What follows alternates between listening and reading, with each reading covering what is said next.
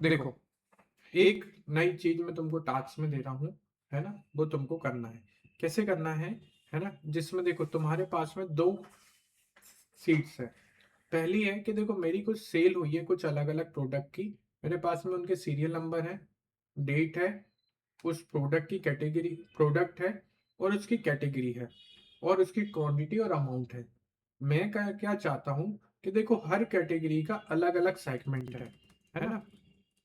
हम्म, हर category का अलग अलग सेगमेंट है।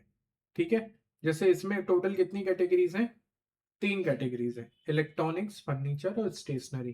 तो मैं क्या चाहता हूँ कि मुझे उसका हर एक का कैसे काउंट चाहिए, समरी चाहिए कि इलेक्ट्रॉनिक्स में मेरी टोटल कितनी सेल हुई, फर्नीचर में मेरी टोटल कितनी सेल हुई है ना, और कितना कितना अमाउंट की सेल हुई है, और उसकी कितनी क्वांटिटी सेल हुई है। मतलब मैं ये चाहता हूँ कि हर कैटेगरी की मेरी एक सिंगल कंसोलिडेटेड रिपोर्ट बन के आ जाए कि सर ये टोटल इलेक्ट्रॉनिक्स में इतनी सेल हुई है, फर्नीचर में मेरी टोटल इतनी सेल, टोटल अमाउंट की सेल हुई है और इतनी क्वांटिटी सेल हुई है, और ऐसे ही क्वांटिटी में कितनी हुई है, और उन तीनों का भी एक कंसोलिडेटेड ग्रांड टोटल आ जाए। ठीक है। दूसरा है ग्रुप और अनग्रुपिंग। इसमें मैं क्या करना चाहता हूं कि देखो अब मेरी ये डेट है, प्रोडक्ट है, कैटेगरी है, उनके कस्टमर नेम है, आधार है, पैन कार्ड नंबर है, मोबाइल नंबर है, क्वांटिटी और अमाउंट है। अब कंपनी को ये इस चीजों से नहीं मतलब रहता है कि किस कस्टमर ने, है ना, खरीदा, आधार नंबर उसका क्या था और पैन कार्ड क्या था।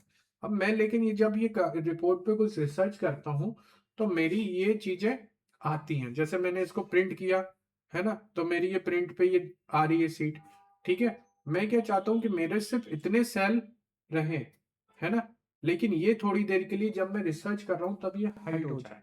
तो या तो एक आपके पास में हाइड करने का कोई ऑप्शन होगा, या मैं इनको ग्रुप करके भी थोड़ी देर के लिए हाइड कर सकता हूँ या कंप्रेस करके रख सकता हूँ।